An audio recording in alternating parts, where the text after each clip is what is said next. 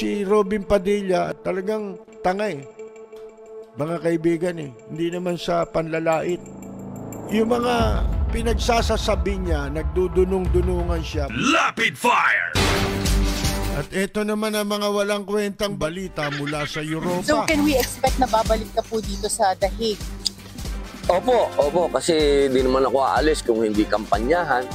Yun ang order ni Mayor.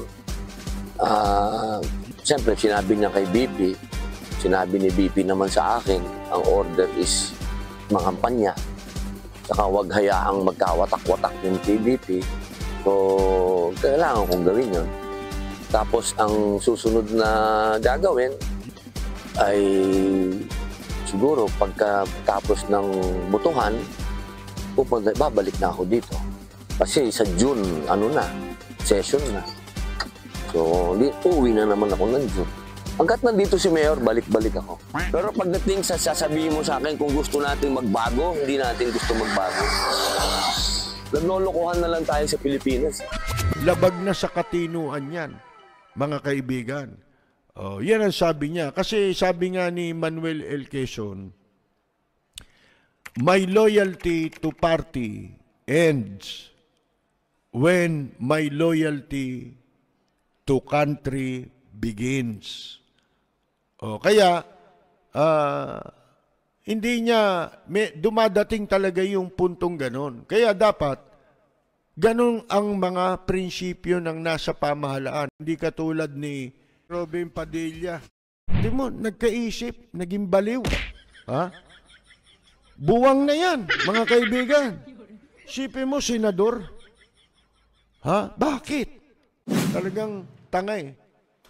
Mga kaibigan eh. Hindi naman sa panlalait. Sinasabi ko nga eh. Yung mga pinagsasasabi niya, nagdudunong-dunungan siya bago mag-eleksyon, nung pag-upo pa lang ni Digong nyo, hanggang sa bago mag-eleksyon, mga pinagsasasabi niya, parang alam niya eh. Kaya yung mga tanga, boboto sigurado sa kanya. Kasi sa point of view ng mga tanga, matalino siya. Tayo, alam natin, di ba? Yung mga nakakaintindi, naintindihan yun. Lahat ng sinasabi niya noon, hindi pala totoo, mali pala siya, nang haka-haka laban sa Senado at sa mga senador. Bakit? Nung nandun na siya, dumuguraw ang tenga niya. Hindi niya raw akalain na ganun. Dapat daw Tagalog. Gusto niya ngayon, i-disenyo yung Senado para sa interest niya. Yun ang lumalabas. Si Robin Padilla, ang papel lang niyan, sumunod maging bantay nila Digong nyo. At yan ang kapanipaniwala kasing pwede nilang ipagmalaki na nanalo kasi kilalang tao. Pero hindi nila may paliwanag eh. Ito tanong ko, ito paliwanag nila. Si Robin Padilla, alam nating lahat, iboboto yan ng mga tanga. Diba? Ng mga bobo. Boboto yan eh. Tanggap na natin yan eh. Mananalo. Kasi marami yan eh. Gremlin yung mga yan eh. Mga kaibigan eh. Yung mga lasenggo. Yan. Yung mga taong malayo sa katwiran. Iboboto yan. Pero, nag-number 1 eh. Nasaan ang question? Doon sa nag-number 1 siya. Mga kaibigan, paano mong ipaliliwanag yun? Ibig mong sabihin, pati matitinong tao, ibinoto yan? Bakit? Ano nakita nila riyan? Si Robin Padilla ba nakita ninyong umikot? Hindi naman gano, di ba? Walang masyadong advertisement eh. Nakaangkas lang sa ginagamit siya nung iba, di ba? Katulad ni Cayetano, si 10,000 pesos. Mga kaibigan,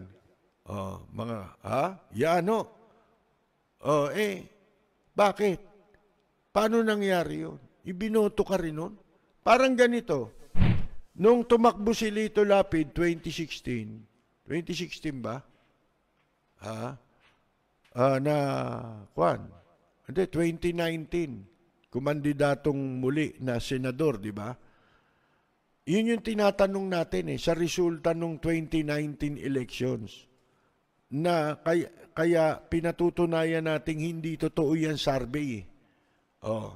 Hindi ba sa umpisa ng survey bago yung 2019 elections, laging nasa top 5 si Lito Lapid. Ha? Ayan ha, top 5. Hanggang sa bago mag-eleksyon mismo. Oh. Pero pagkatapos ng eleksyon, nasan si Lito Lapid? Number 8 O mas mababa ng konti. Nandun siya sa number 8 na pababa, mga kaibigan. Wala na siya rin sa Magic 5. Paano nangyari yun? Bakit?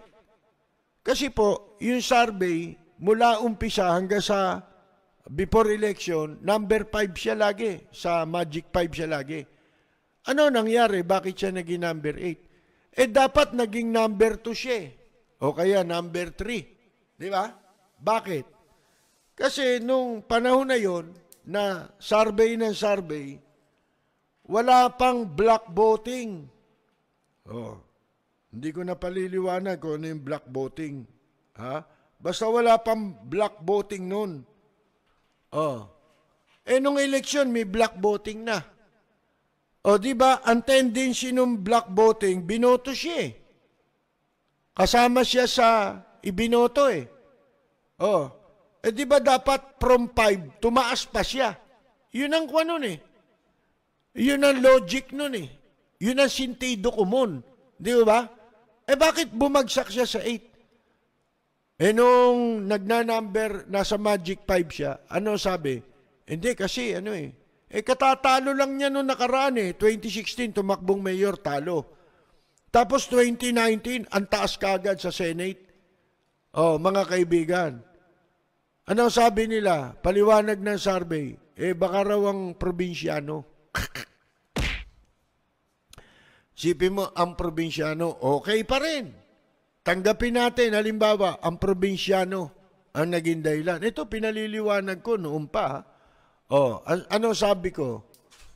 Kung talagang nakatulong kay Lito Lapid ang, ano tawag mo dyan? Yung, ang probinsyano.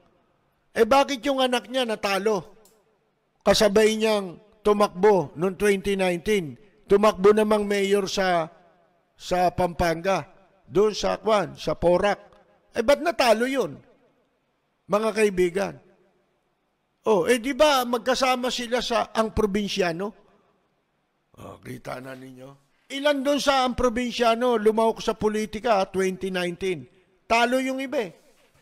Anong sasabihin mo nakatulong yun? Paliwanag nga nila yun, mga kaibigan. At saka yung Magic 5, kaya nakatulong daw, kaya nasa Magic 5. Sige nga, hindi ba dapat nung eleksyon tumaas siya? Kasi nakasama siya sa block voting eh. Mga kaibigan eh. Bakit bumaba? Ito pa, hindi mo maipaliwanag doon. Sino number 1? Si Grace po o si Villar? Si Cynthia Villar noong 2019. Di ba? Lagi lalabas ang survey, number 1 si Grace po. Susunod, number 1 si... Nagpapalitan sila sa 1 and 2. Mga kaibigan. Sino nag-number 1 sa kanila? Sipin mo yun, Hindi nagbabago. Mga kaibigan. Tapos si Robin Padilla, ano raw ang gusto niyong itawag sa kanya? Gusto niya itawag sa kanya, Robin Hood Padilla. Unang-una, gusto niya sigurong ipakita na Fernando po siya, mga kaibigan. Di ba? Pero, alam niyo, yung Robin Hood, sa kanto lang pinag-uusapan yun. Yung Robin Hood, pwede lang yun sa bilibid pag-usapan. Di ba? Kasi po, hindi mo pwedeng sabihin yan kung ikaw ay nasa public office. Hindi niya alam na yung Robin Hood magnanakaw. Ang ibig sabihin nun, magnanakaw. Di mahina ulo? Di ba? Pelikula lang yan eh. Yung si Robin Hood. Di ba si Robin Hood ay nagnanakaw? Tapos, ginajustify niya yung pagnanakaw sa pagtulong sa mahihirap. mga kaibigan. Oh, hindi ho ba? Ang pinoportray na papel ni Robin Hood ay magnanakaw. Kaya magnanakaw Padilla, pwede bang, gusto niya ba ganun ang itawag sa kanya?